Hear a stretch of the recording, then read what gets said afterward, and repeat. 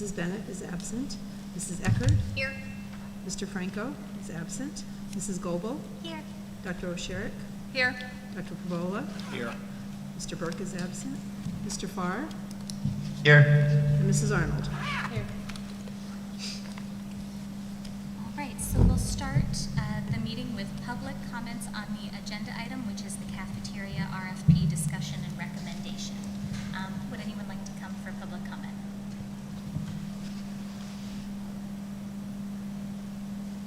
Okay. So we had several bids come in for our RFP process, and Chuck has some details on some numbers for us. Before we start, I want to thank everybody. I want to thank everybody for coming. I think it's important. I see a lot of people out there I met with personally in my office and maybe as a group to discuss the cafeteria as a whole. About a year ago, we started with a committee meeting here in public session where we began to explore the potential third-party vendor, and it was purely driven by cost savings, nothing else. The purpose of tonight's meeting is just to discuss the results of the RFPs, where we had 4 companies present proposals. And then we're hoping we have some clarification and direction after tonight's meeting on what the district wants to take in regard to moving forward. The 4 companies that provided proposals are Aramark, Metz, Nutrition Group, and K-12 by Elor. We based the proposals based off our evaluations in the rubric we built into the RFP. It was based on, we marked our guaranteed profit or loss, the actual profit or loss, and then our rubric was based off cost being 40 points, service capability 15 points, financial condition stability, business practices 5 points, accounting and reporting systems 10 points, personal management 10 points, experience and references 5 points, promotion of food services 5 points, investment of students, staff, patrons 5 points, quality assurance 5 points. And then we just ran with our rubric. We inputted all the numbers. If you want, I can read off kind of the actual gains versus the guaranteed profit, if that will help, Director Goebel. Metz came in with I have a lot of sheets here, sorry, give me 1 second.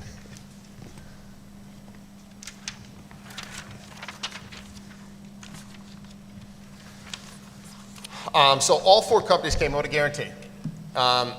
Metz had a guaranteed profit of $506,939. K-12 by Elor had $175,000. Nutrition Group had $353,118, and Aramark had $5,000.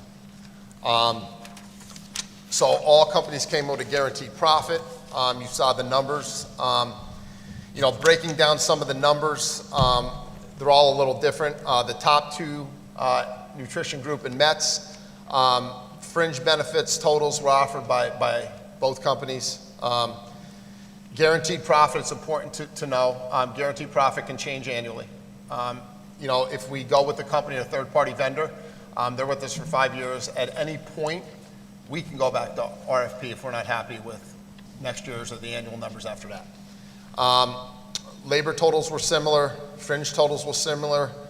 Nutrition Group had a higher cost of food than Metz.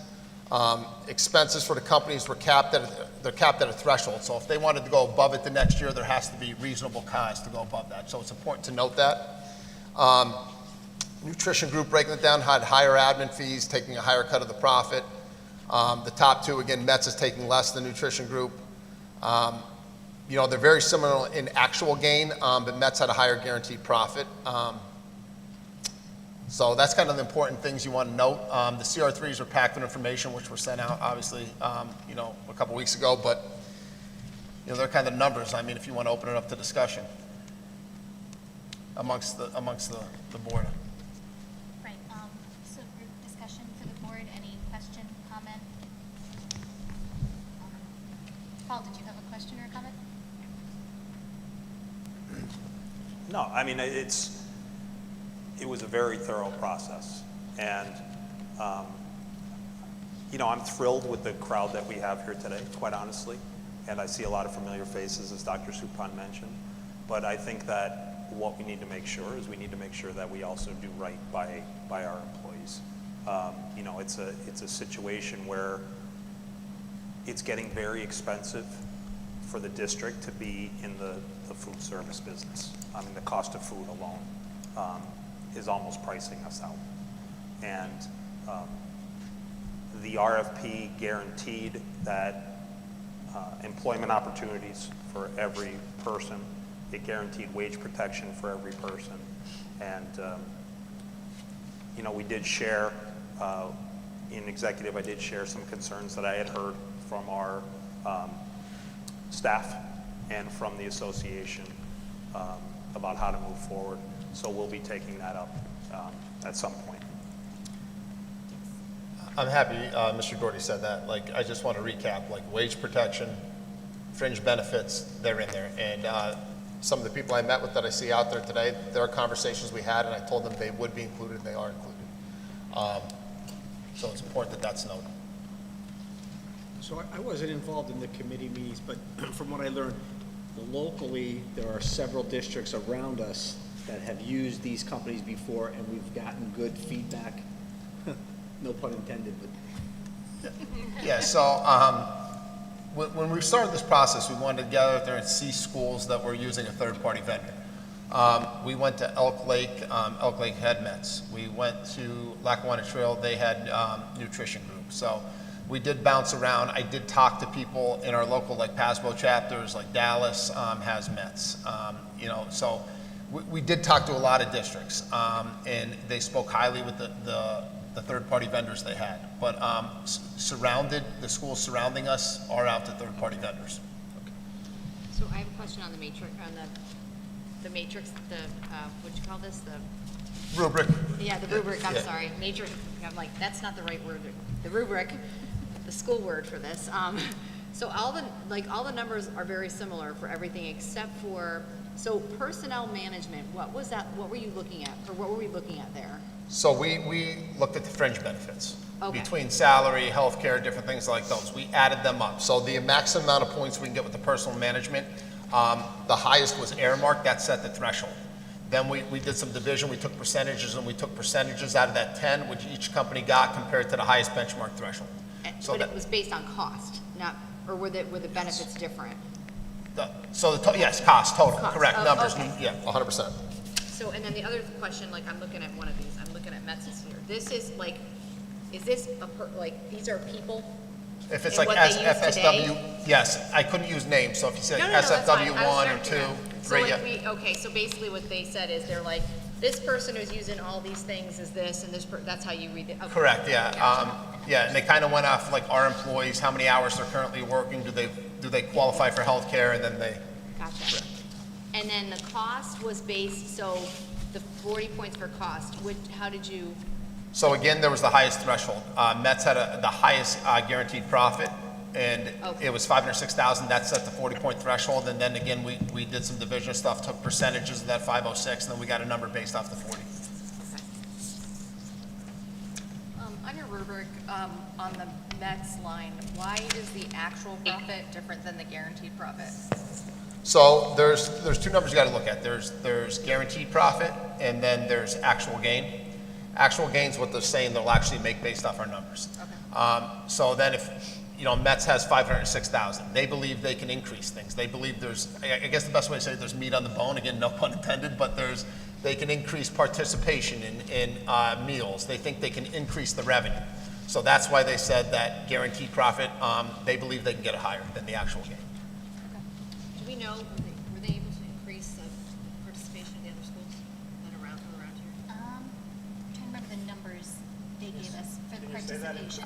Yeah, I'm sorry, did they, like, for the schools that are around here that are using Mets, were they able to increase their participation of students? Some that I talked to, yeah, and some had profit, absolutely. The schools we talked to, they were in the same situation as us. Nothing was wrong with their cafeteria services. They were basically operating in the red. It was cost driven.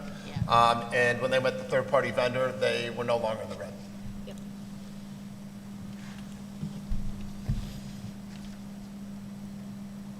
When you guys toured the schools, did you talk to the people working there, or who did we?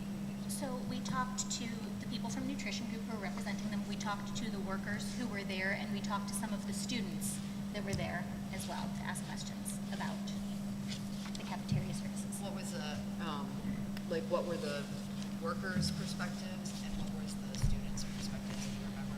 Overall, everything was very positive. Of course, the most positive were from the reps, of course, but the students seemed, right. But the students seemed very happy. The workers seemed very satisfied. None of them had lost wages in this process. Most of them had been making more money. Okay.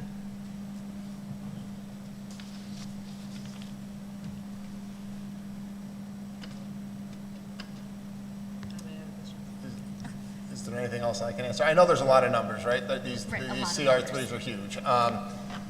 You know, like I said, they're going to fluctuate.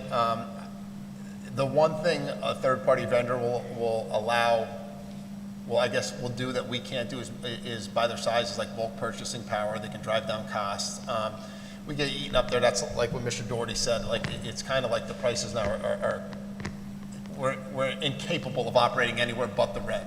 So it's very tough. So the third-party vendor has some capability with purchasing things like that we just don't have. We just don't have the power in-house. And both Nutrition Group and METS have corporate offices in Pennsylvania, and METS is in Dallas, correct? Mets is in Dallas. I believe, I'm sorry if I'm wrong here, but I'm pretty sure it's Pittsburgh, I think was, I know it's yeah, Nutrition Group. Yeah, It's Pennsylvania. yeah. Aramark, I think, is, like, all four, I think, are Pennsylvania. I don't think I know. I think Aramark's down by Philly, and they're Philadelphia. K-12 Elora is Pittston, I believe. Okay. Or at least have offices there, I should say. I don't know if it, yeah, so, Yeah, yeah. corporate support, Yeah. close.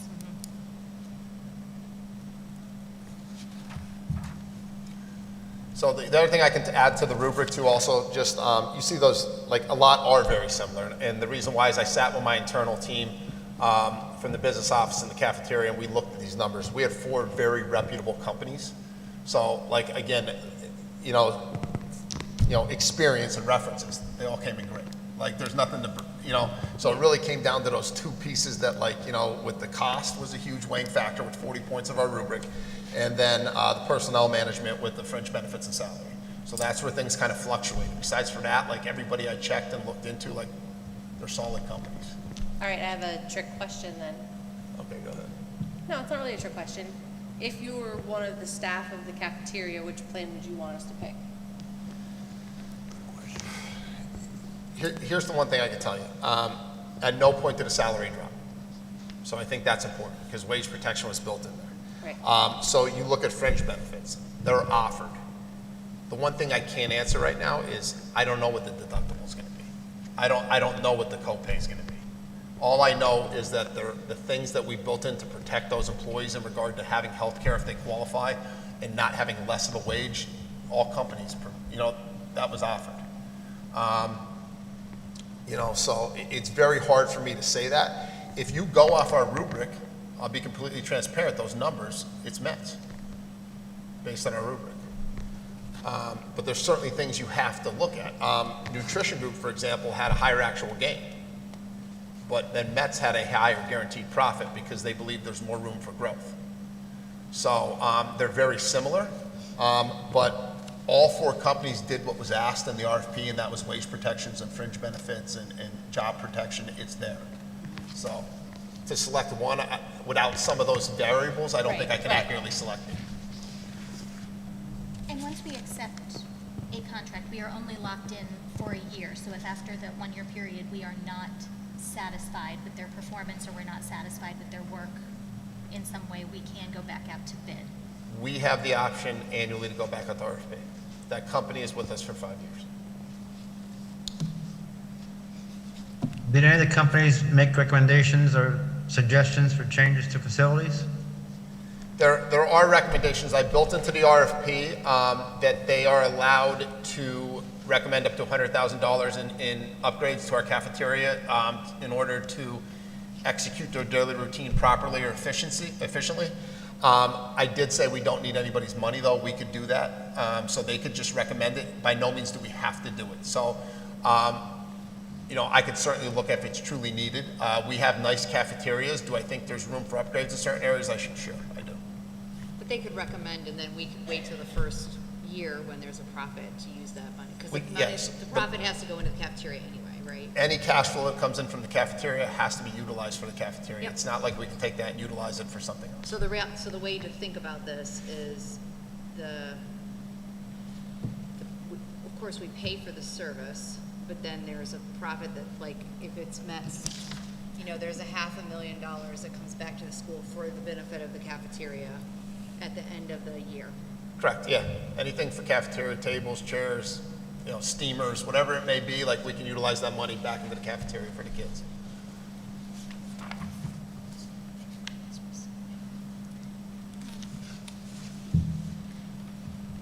Chuck, do you know what page the actual cost of the services are? I don't remember. So if you go through the, on the CR3s, the S&P cost reimbursable, if you go through those numbers in those pages, for example, like you'll start getting to section 7, yeah, you'll see where the food service management companies have to fill in their information. You'll start seeing right there, like, it's all throughout of it. There's state reimbursements, there's, some of these are completed by me, just FYI, but revenue summaries, and then you start going to the sections they had to build in and put their numbers in based on the numbers I reported, Mealtime and Primero Edge and those type of places I pulled the data from, but like, they put all like the costs in there, and then they start putting in section 7, like. If you look at page, I think it's section 7, but on page 6 or 7, yeah. like section 7 shows, actually in section 8, the contract summary shows the total revenue and the total cost, and then that's the difference that shows the profit. But the revenue comes from not, like, we don't write a check for whatever that number is there. We don't write them a check for 1.5 million and they give us back $500,000, right? That's not how it works, right? No. I just want to make sure that that's clear out there. No. Yeah, and if you look at section 7, like for each of the proposals, like that's all of theirs. It's like commodity usage, labor and benefits. They have their direct cost in there, their food cost. Like it's all in there, and all the numbers are different for every company. If we choose one of these, the cost for parents for the meals, that's set somewhere else. So Yeah, they can't increase it. We vote on that as a board. Okay. Like last year, we utilized the United States Department of Agriculture pricing tool, and that's how we came up with a number. We never just look and say, we're just gonna pick a random number. Like, we put our information into that equation, and it gives us what they recommend based on like CPI and inflation and what we're currently charging and our numbers, and that's what we went with. And if they had recommended, say, to raise it, and we don't, it's just gonna reduce the amount that we would be getting back. So this number, this guarantee was based on our current lunch prices? Based on the numbers I put in from Primero Edge and Mealtime and all those things, I put our revenue and our numbers and our meals, and I put all that in there, and they take a look at it, and then they pretty much generate what they believe their actual is and what they believe they can profit. Yeah, so like to Carrie's point, it's like if for this year, if we left the cost of the meals exactly the same next year, this is the guaranteed profit from. Correct. Because that's what went into the calculations to begin with. And there's always going to be fluid variables, like meal costs, inflation, things like that, but yeah, based on the numbers.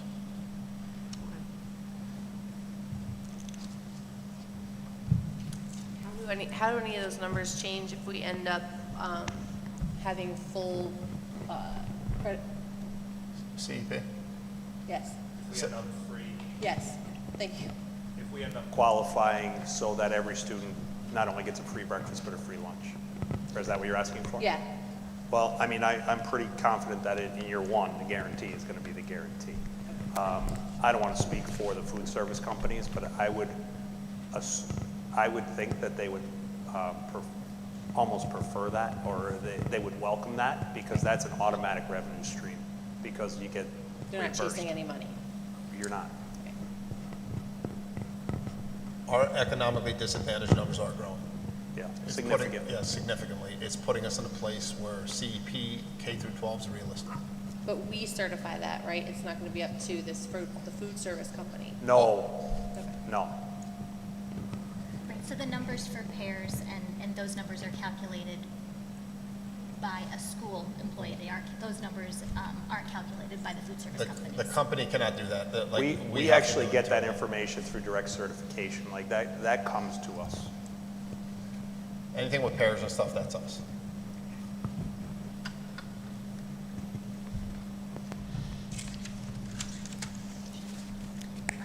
Should I open it up to more public comment? Well, I'm inclined to think that most other things being relatively equal, that whatever's going to keep us out of the black, but then is also the best possible scenario for our current staff going forward would be my preference.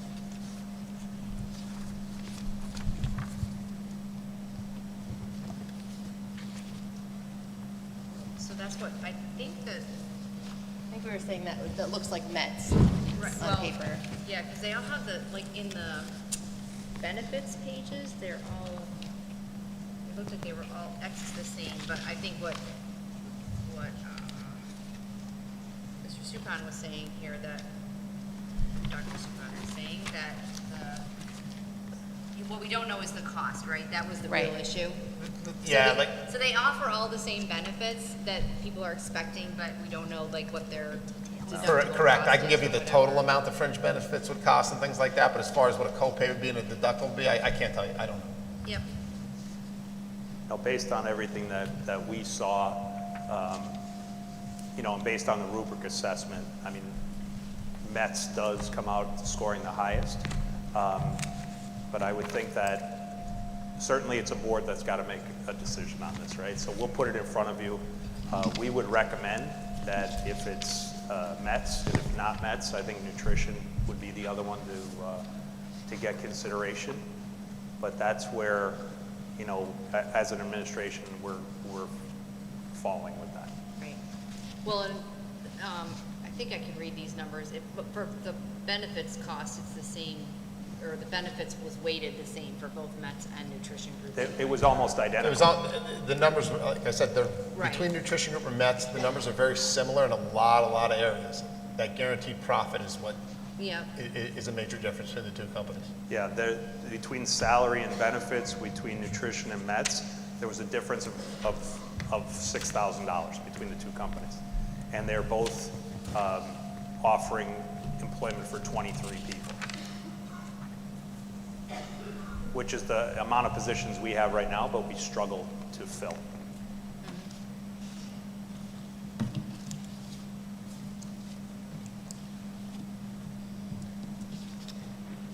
Any other questions or comments? No, I think you guys and the administration did a good job. Appreciate the information, and I know there was a lot of work that went into this. I'm not on the committee, but I'm hearing that we want to provide, obviously, great nutrition for the kids and the staff, take care of our employees, and take care of our taxpayers. And that's kind of what this exercise and what this process is leading us to do. Right, if you remember when we had a cafeteria committee meeting it's about a year ago now, really how this conversation got started is historically we were operating in the red. We were losing money in the cafeteria through no one's fault. Like it's a very difficult business for a school district to be in. Quite honestly, we don't have the purchasing power, and we're not set up to really do that. So that's kind of what drove that. And the whole idea was, let's not lose money. I mean, the only years that, and you could say this about probably any school district that ran their own food service, and it's becoming less and less every year.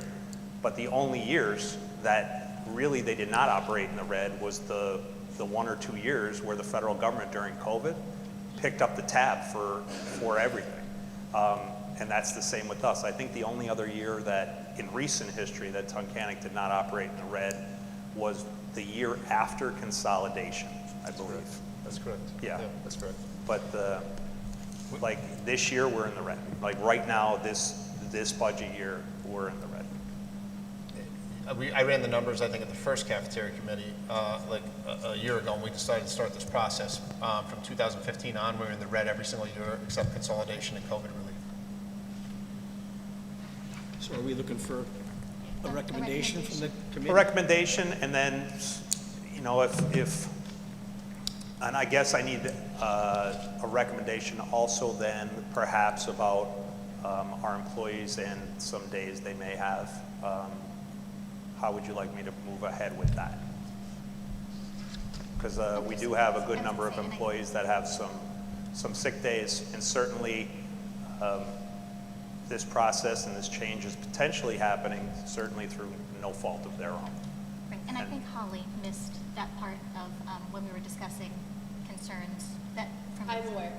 I knew I wasn't going to make the executive session, so I called and got the scoop. Got the So I'm- details.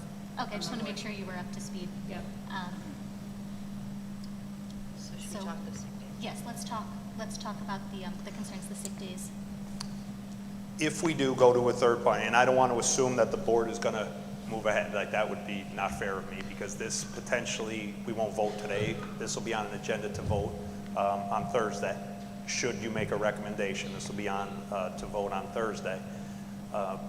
In speaking with, you know, Amy, we have a real good relationship. In speaking with the association and speaking with Jim Maria, who's their UNISERV rep, you know, they called, and I know that Dr. Suppan has met with multiple employees, multiple staff, about they've accumulated some days. I mean, our cafeteria staff, you know, they come to work.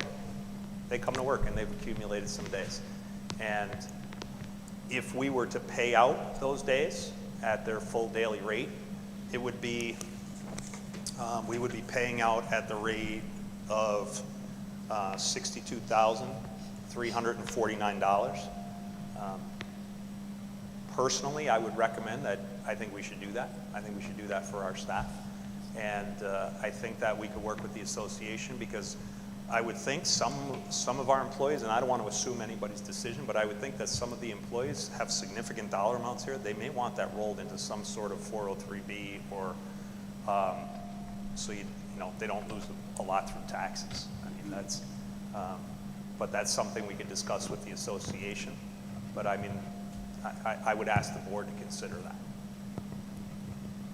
So, of course, no voting tonight. These are just for No. information and recommendation. We just need purposes. recommendations on what you would like to see on Thursday. Okay. So first, shall we make a recommendation of a food service contract to vote on for the next board meeting? I would like to recommend the Mets contract.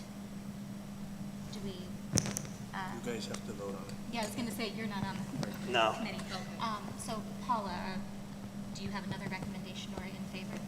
In favor of Mets, yeah. In favor of Mets? And I'm in favor of Mets. in favor of Mets. Okay, so that's the recommendation. So the recommendation we will make For to the board on Thursday. Thursday will be for the Mets contract. And do we need to recommend that we're going to pay off the sick days? Yes, okay, and for this second recommendation, that we recommend to the board to pay out the sick days for the cafeteria staff. In favor? Yeah, I have a quick question on that. So, Paul, is it like, can the people that have them decide how they want it, or does it have to be one standard? I didn't really get into that with Jim Maria, Okay. because I wasn't going to start talking about that until, But we don't have to worry about that for the benefit of just saying we're gonna pay them out? correct. Okay. Yes, Correct. well, yes, I'm totally in favor. Thank you so much for not using your sick days. Yes, we appreciate Thank you you for showing up coming to to work. work. I agree. Is there a ERISA requirement to treat everyone the same as in that payout, or do we have flexibility in that payout? I think that's probably going to be something that Jim Maria and John Audi and everybody have to talk about. I mean, if we can give, if we can give two options, a cash payout or roll it into something that is tax deferred and can gain interest or whatever like that. I think the ideal scenario would be that we can give both options and let people Right. choose what they want to do. But I think that the lawyers and You have to figure they're going to out have to talk about what's. Yeah, if it gets rolled over into 403B, obviously the whole amount goes, right? So there'd be no Right. taxes, and then the opportunity to make interest on money you would have lost on taxes. You know, so like for instance, we have one employee that the value it's significant. It's like $25,000, and I would hate to see 12 of that go, or 10 of that go right to taxes. So she'd be able to roll over all 25 and now earn interest on that. However, the benefit of paying it out in a check, if we gave everybody a check, even though it would be taxed, it would be Peacer's credit. And like that's, I don't know the answer to that. I think that it'd be worth bringing in a provider. So we use Cades Margolis when we roll over. I think it would probably, we'd be willing to bring in Cades Margolis to speak with our employees.